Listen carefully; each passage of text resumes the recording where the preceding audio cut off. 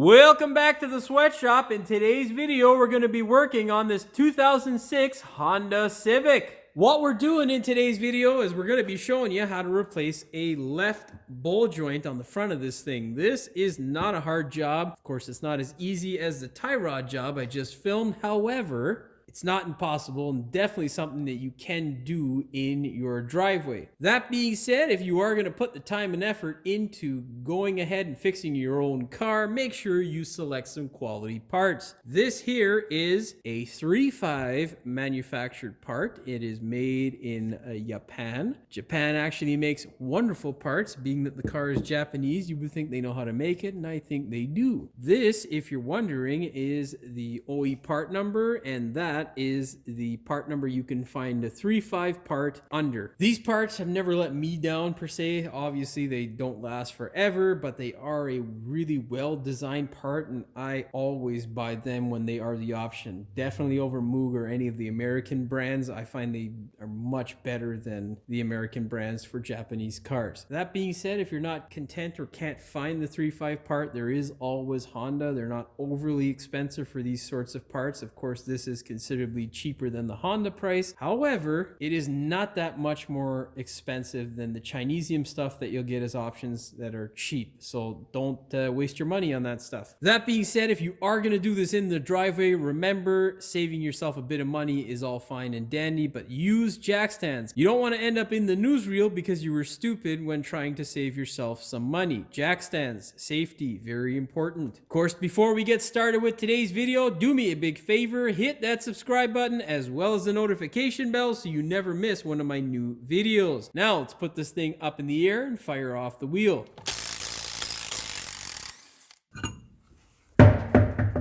Honda! With your wheel off, you might be wondering how it is we realized that our bowl joint was bad. Well, all you gotta do is shake it like so. Left and right. Damn! That movement equals no good. The sound equals terrifying. Now, there is another way to go ahead and test it. What you can do is take a pry bar, stick it between here, and then simply pry on it like so, and you will expose the movement. Of course, we have established that this thing is bad. What we need to do now is go ahead and grab a 17 mil and hammer off these two nuts here and that bolt. I love these designs. Toyota also utilizes this. Early Volkswagens did as well. Well, early 2000s, and I think they still do in certain cars, but I don't know why all manufacturers just don't do this. It's so goddamn annoying when you get some overcomplicated bullshit. Anyhow, 17 mil, hammer these guys out. Let's see if the ultra compact DeWalt is up to the task. We got 2 bars of battery life left. Let's hammer and see. Come on, DeWalt. Show us what you're made of. Oh shit, that's actually pretty good. Surprised. They don't do it like that on the Toyotas. Usually you have to get the big gun out. I mean, come on. Look at that. Isn't that wonderful? If this was a Mazda or something, it'd be a little bit harder, but not super impossible. If you want to see a dumb bowl joint design, Nissan and Ford, where you incorporate it into the goddamn control arm, that is dumb because it is stupidly expensive and a pain in the dick to replace sometimes. Anyhow. Now, what you got to do is obviously move the bowl joint away from the car. Now, we're not going to disconnect our CV shaft. However, you got to be cognizant of that because if you push on the spindle trying to dislodge it from the car, you can pop the CV shaft out. So, get yourself a pry bar, sneak your pry bar in really any way that you can get it in, and just help that guy separate. Oh, I'm pushing on the control arm and not the bowl joint. Yeah, don't be stupid like Jimmy. I tried pushing on that hole as though it was the bowl joint. It was not. Yeah. I'm a professional, I swear to God. Pry that guy down just a little bit. You know, you don't need an ultra big pry bar. Just want to get those 2 studs out. And don't push our our wonderful CV shaft out of place. In case you're wondering, I had my big pry bar in between here, and I just, you know, with a little bit of pressure, forced that down.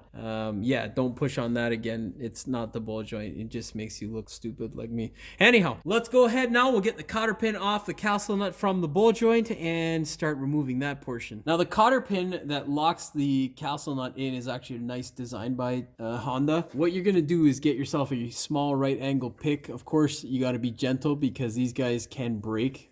Rust tight's never your friend in the Rust Belt. However, just check it to make sure that it is kind of loose or coming loose. This guy doesn't look like it is. I can't really see because the camera's in the way. God damn it. Oh. Anyhow, let's wiggle that guy in there, and yeah, there we go. So you pull it out basically like so, and then what you're gonna do is just lift it out of place. That way it's not gonna get stuck on anything like so, and then you just pull it out. You can get a little pliers or anything like that to help you pull it out. Now just grab this guy. I will be reusing this cotter pin because I quite like them. Works really well. You can use the one that comes with your 3/5 joint, whatever. Brilliant design this. It doesn't get seized into place, and you know, it almost always comes out. I can't even remember if I've had one that's failed. So yeah, thank you, Honda. What you're gonna need is a 19 mil, and well, I should have did this the opposite way around, where I fire this thing off first before I do the 3 nuts. However, it's a little bit too late for that, so I'm going to show you a little bit of a trick here. We're just going to stick a shaft through this hole into the control arm, and that should give me enough leverage to break that nut loose. God damn it! Motherfucker! Well, we're gonna have to swap this around because, well, I can't see shit, or I can't get any leverage, and yeah, it didn't make no sense right now. Fuck this shit. I'll be back. Okay, so I've just switched you around to the other side now, and we're gonna be able to get some more swing and fucking take care of this shit. There we go. Yeah, see that? That's how you take care of the business. Once you crack it loose, you can get a ratchet wrench. I can't find mine. It's currently on vacation somewhere on the toolbox. However, an open end wrench is fine. Of course, don't ratchet it or open end wrench it into the CV or to the point where you can't get it because you're up against the CV. That's bad practice. Should get loose enough to the point where you can do it by hand. Let's just do the open end now, and there we go. See, we were almost at the limit there. Now, the ratchet wrench. Oh, well, you can't see shit because my fingers were in the way. With the ratchet wrench, you can't really do anything if you get into that position, which really sucks. There are some ratchet wrenches on the market that can help because they are reversible, but yeah, some of them just, you got to be aware because if you're not, you're screwed. Yes, this is a very fun process in case you're wondering. Said no one ever. Oh, you know what I think I have? I think I have one of those ratcheting wrenches, the open end ones. Let's try one of those gimmicky things. 303, 3/4. Yeah, check this out. They do come in handy sometimes for shit like this, but let's see if it actually works first.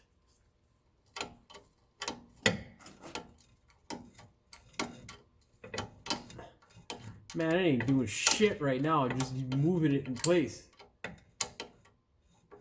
God damn it! Give me... Fuck off.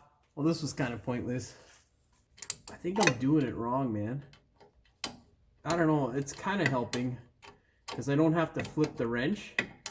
However, this is goddamn annoying. Oh! Oh! Control arm to finger action. Not cool, bro. Not fun. Hurts. Yes, there's a reason why this tool has so much dust on it, because it barely gets used. And no, I did not buy it. It was given to me as a gift. And unless... Oh, don't kick the camera, Jimmy. Damn it. Unless you're a mechanic and you know what kind of tools we usually use, I suggest never giving tools to a mechanic as a present. It's just a bad idea, you know? Anyhow, whatever, teach their own. Don't want to discourage some young fella or gal out there looking to help or support their significant other. Now, we've obviously butt up against the CV shaft. I am not going to, there's not a chance in hell I'm going to touch the CV shaft right now. What I'm going to do is hammer on this with my air hammer. This joint's going to drop out, and then I'm going to take the rest of the goddamn nut off. For some people who like to comment and say, it's nice to have a hoist, it's nice to have your tools. Well, this is my profession, so obviously I'm going to use those tools. This is the pneumatic air hammer bit that you have. It resembles a hammer, so if you don't have one, use a hammer. Ear and eye protection, very, very important. Yeah, hear that? Power, baby.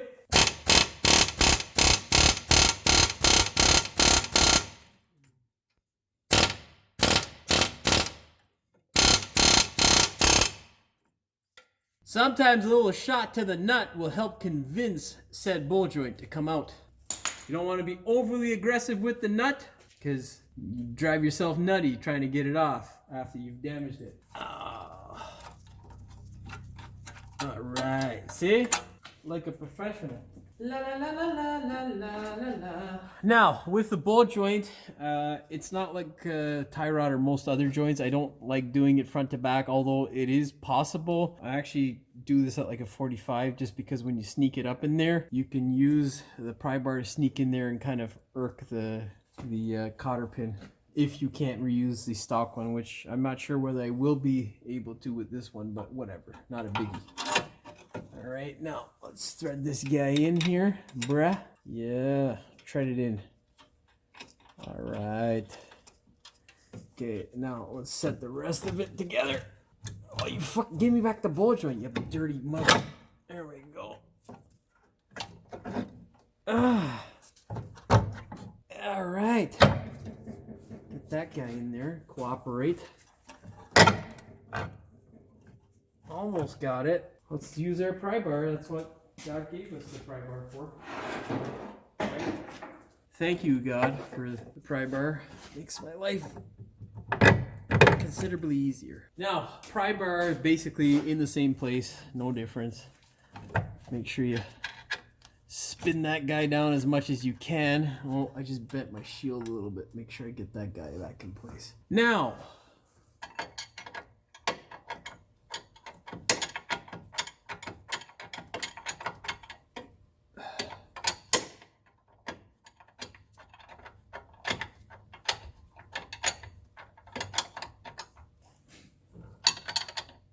okay, snug that guy up. Now, we're going to run up the two nuts as well as that bolt. Place the two nuts into its new home again and thread that guy up. Make sure you always thread these in by hand. Never try to catch them by gun. That's just stupid.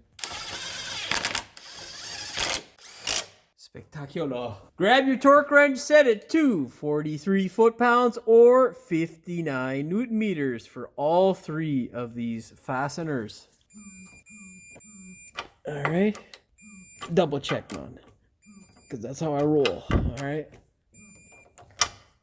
Now the fun part of torquing that nut. It is kind of difficult here to torque these types of ball joints, which is the one thing that's a bit of a pain in the ass. And sometimes buying one crow's foot or a offset wrench, as they're called, is stupid. So if you have a bunch of shitty sockets like I do, you can take one of your Chinesium sockets, you can cut away a section so that you can slide a wrench through. Then you can go ahead and torque it as though it is a crow's foot. Yeah, that's the solution that I've come up with over the years, and it's something that I stick by because it works. Like an offset wrench or a crow's foot, this guy here will make a significant difference when torquing if you move the ratchet farther away from the head. It is also important to know that if you torque it at 90 degrees to the fastener, it will generate the same amount of torque that is on your torque wrench. So if the head and the ratchet here is at the same position like so, it is going to generate whatever it is at the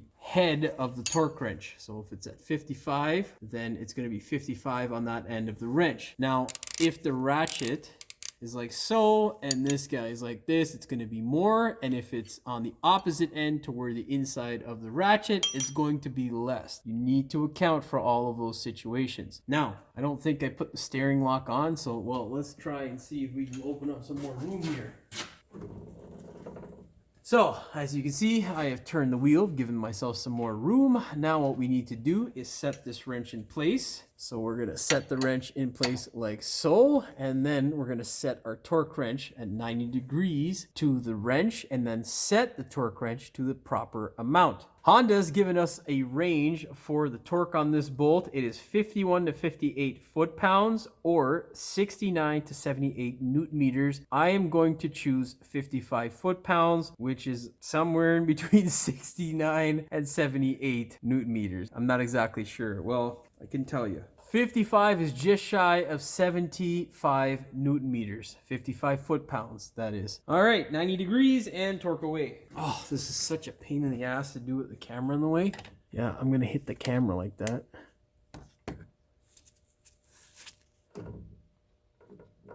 Oh, you All right, well, I'm going to have to reposition and do this the opposite way because this is going to continue to rotate, which is going to irritate me. So, yeah, I'll be back. All right, new specialty tool engaged.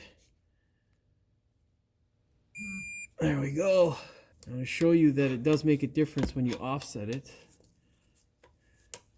We're in the same position now. And you can see there, I got a little bit more out of it, but nothing significant. Oh, perfect. It's actually lined up. Thank you, God. Now, I'm pretty sure there is a tool that's now on the market that does exactly what I did with this socket. However, I'm old. So it's not like I have a tool book that I'm constantly looking at to purchase new tools because, well, I'm an older technician, so I am trying to save money as much as I can. Once you line it up, go ahead, slide in your cotter pin. In the process of lining it up, do not exceed. No, this guy's not going to work properly because I got nothing to sink it into. So we got to pull that off and use the old or the new one. As I was saying, as you are lining it up, do not exceed 60 degrees. Nothing, no nut likes that much more amount of torque. It's just not a good idea. Just bend that guy over like so.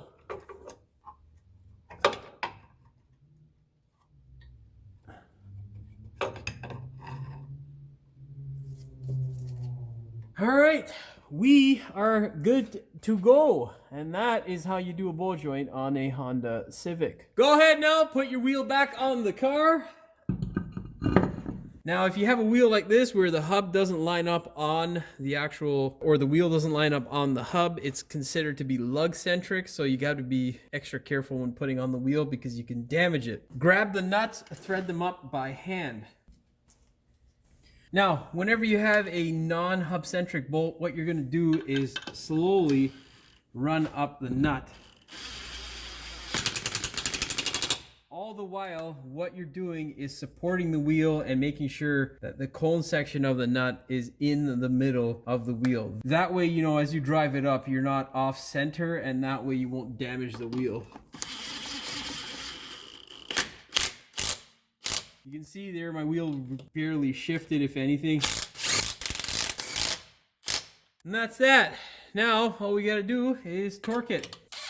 Grab your torque wrench, set it to 80 foot-pounds or 108 newton meters. Good to go. Well, that's all she wrote for this one. Hopefully you found the video entertaining as well as informative. If you did, please like, share, and subscribe. Don't forget to hit the notification bell so you never miss one of my new videos. And as always, thanks for watching. We will see you in the next one. Balance the fuck out video. Now let's go ahead, put this thing up in the air and fire off the wheel. Forgot to say Honda. My arm wasn't in the shot, was it? It was in there? Fuck me, man. Cocksucker. Pry down on the control arm. This is a way too, this fucking pry bar is way too small, bro. Where my fucking big pry bar at? Son of a bitch.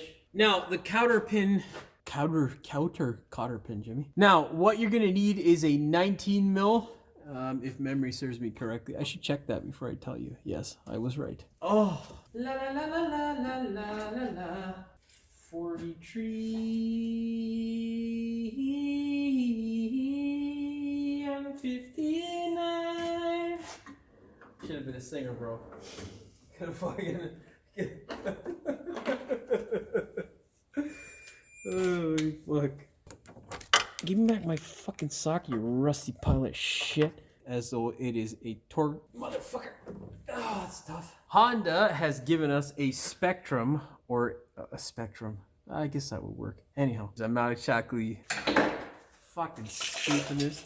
Alright, now let's try that again from the other side. Alright. My fucking tie rod's in the way. Oh, fuck. My specialty tool just broke. Oh, wonderful. Oh, China. I'm gonna have to make another one now. Mother soul care. Oh, yeah, it just broke completely.